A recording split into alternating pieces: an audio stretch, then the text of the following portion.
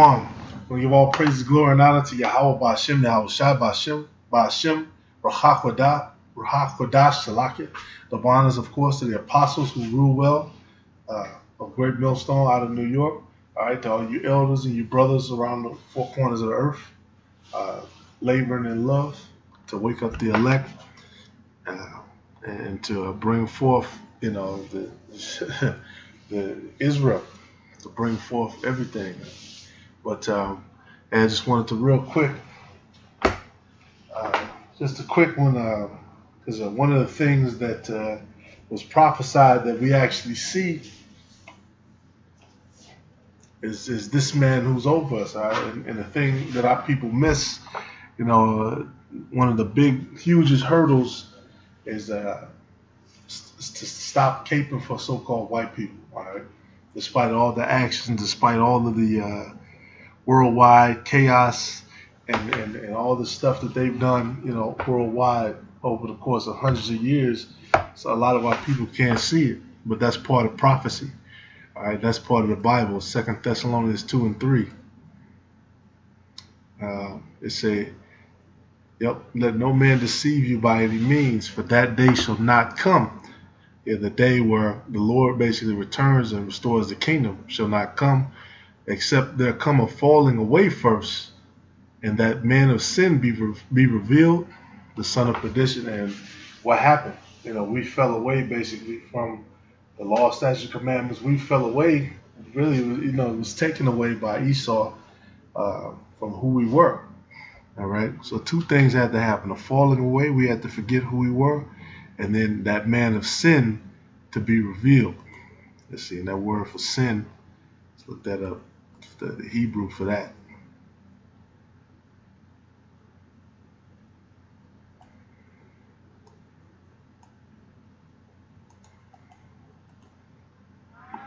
That's hamartia. Okay, it doesn't show the Hebrew word. Say what? We know what sin is. Sin is a violation of the divine law, right? Exactly. Let's find it. We gotta get bring that Hebrew out though. Let's see, real quick. Let's lock it.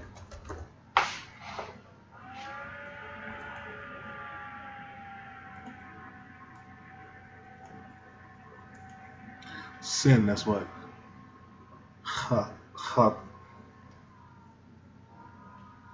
Kata. Right? Ha. Yeah, that's the ha at the beginning. Ha. Hata.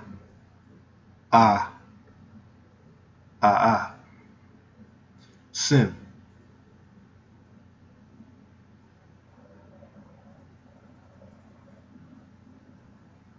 Ha.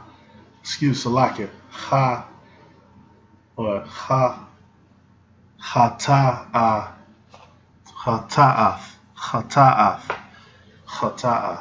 God. So, hey, that man of sin has to be revealed. And, you had a lot of people get pissed off because they were saying, this is a photo op. This is a raw abuse of presidential powers, because this is like the church that the presidents go to. And here it is. If you open that book up, this is poetic, man. I mean, you really can't make this stuff up. Here it is. The chief Edomite of America, in office, of course, we know that people over him, but is sitting here doing a photo op with the Bible. But if he opens it up and goes to Obadiah, if he goes to Revelations, if he goes to Isaiah, if he goes to any of the prophecies, it's going to be condemning him. All right. The most significant performance in the most significant week and the most definitive week of his entire presidency. Right. One thing to remember about Donald Trump whenever he uses the Bible like it's a beach ball rather than a source of spiritual inspiration. He can't even hold it right. And I don't think that he's gonna open.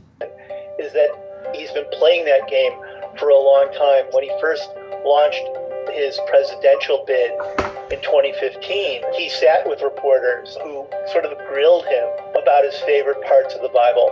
And he was hard-pressed to identify anything in the Bible that specifically inspired him or navigate actually which parts of the Bible he even knew existed. I'm wondering what one or two of your most favorite Bible verses are. You know, when I talk about the Bible, it's very personal, so I don't want to get into verses. I don't want to get into...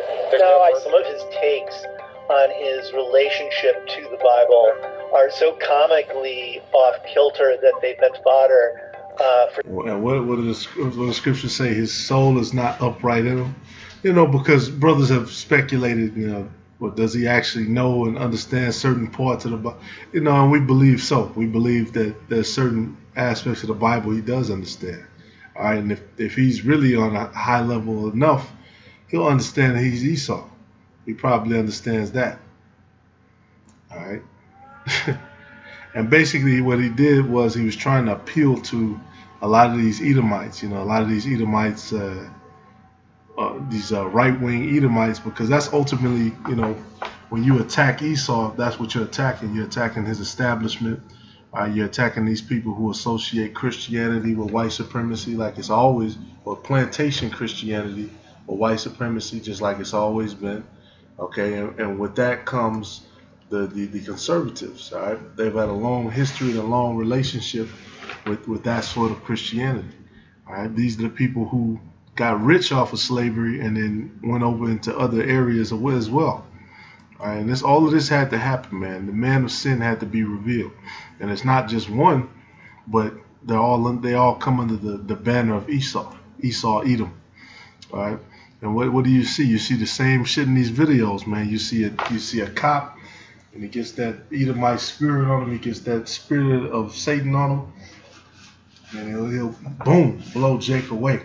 And people see that over and over and over again, and they still don't want to believe what they're seeing. But what you're seeing is what's in their spirit, man.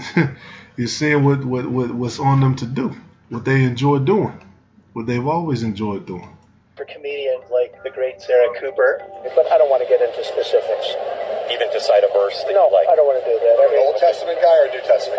Probably equal. A lot of the takes on Donald Trump's performance in front of St. John's Church in Washington was that he was politically inept, that he was tone deaf, that he was irresponsibly ignoring the protests in the streets around him, all of which is true. It's really important to remember that Donald Trump is also positioning himself to promote Trumpism beyond the presidency. I wouldn't be surprised that when Donald Trump leaves the White House, whether it's next January or 4 years later, that he'll try to buy a media company to compete with Fox News and give him a platform for fomenting the passions of his current supporters and battles with his current enemies. Anybody who thinks that Donald Trump is going to disappear from the American landscape is kidding themselves. He is going to do whatever he can to hang on to the presidency, and if he can't do that successfully, he's going to strive mightily to stay in the public spotlight. Of course. All right, but it said what? Who opposeth and exalteth himself above all that is called the Most High, or that is worshipped, so that he, as the Most High, sitteth in the temple of the Most High, showing himself that he is the Most High. And that's what these Edomites do. All right, let me see. Put that up real quick. That's what they do. They actually did this, and I don't think that they actually knew that was written. You know what I'm saying? Because they do a lot of things that are written. You know, they just do them through the Spirit because it's written for them to do. And look at that. All you see, Edomites. And the scriptures tell, you know, the Most High is so-called dark-skinned. His son is dark-skinned. The angels are dark-skinned.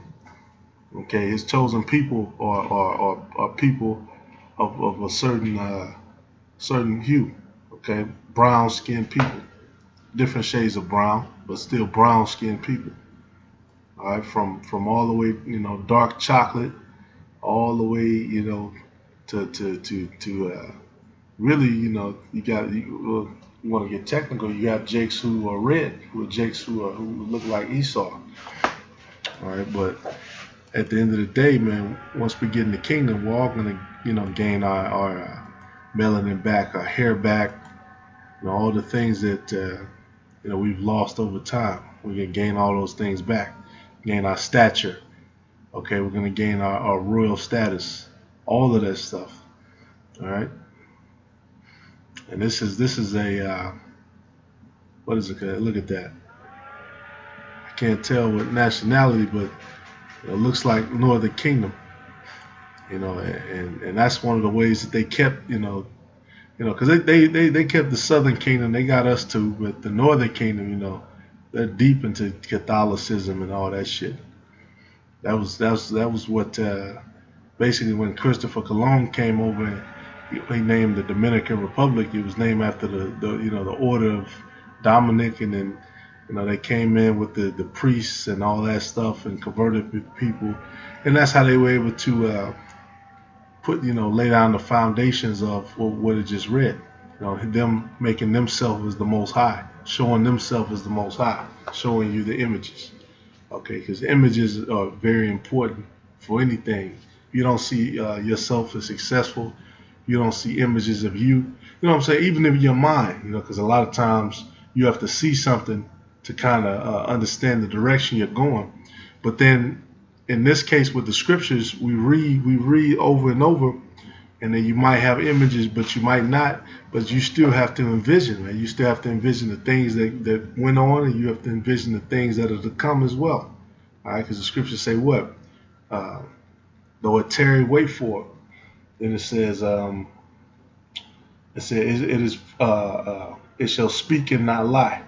The vision is but for an appointed time. All right, and this is going to happen too, on a worldwide scale. So where every knee shall bow. Every knee shall bow. That's what I'm trying to say. Okay, every tongue shall confess. All right, so they, this is of course is a ploy, for them trying to stop, the shit that's going on in the streets right now. They got on kente cloths, and this shit is this shit is a joke. It's a joke, man. It's a fucking joke. It's a ploy. They're gonna do that, then they're gonna go in the back room and vote on a wage increase. Increase our wages $100,000. Hey, but you get the point, man. I just want to bring that out real quick. All right. Hey, because that's the thing we had to go through. We had to go through this. We had to go through seeing, the some of the most evil things, being made manifest. Them taking our images, taking all of our things, and putting their faces up, and pretending like it was them and it was not. All right, and that's why certain parts in the Bible, they dare not go into it. Hey, everybody knows about Bathsheba. Solomon. They'll even tell you, yeah, Bathsheba was so-called black, or which she was. Where's she from? Salaki, not Bathsheba, the Queen of Sheba. Let's see, let me get that real quick. Yep, they'll even show her as dark skin. Because they understand she's from her nationality real quick. Look that up.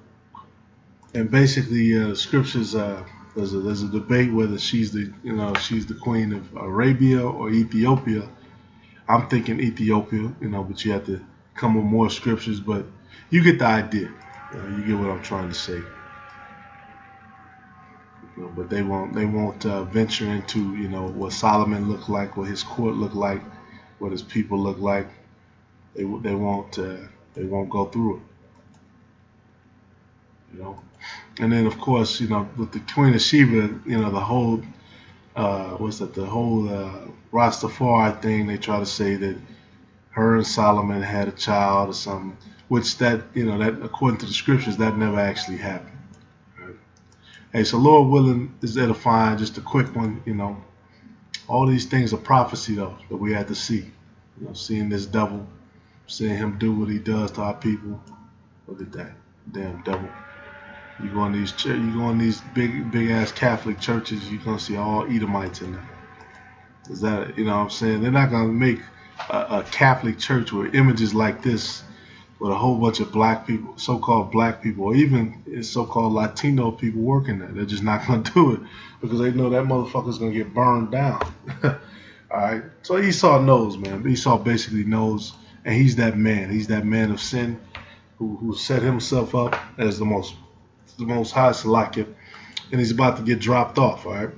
And that's what the chaos and the uproar is, because they can see that their end is coming. Hey, but Lord willing is edifying. All praise to Yahweh Bashim Al Shalom.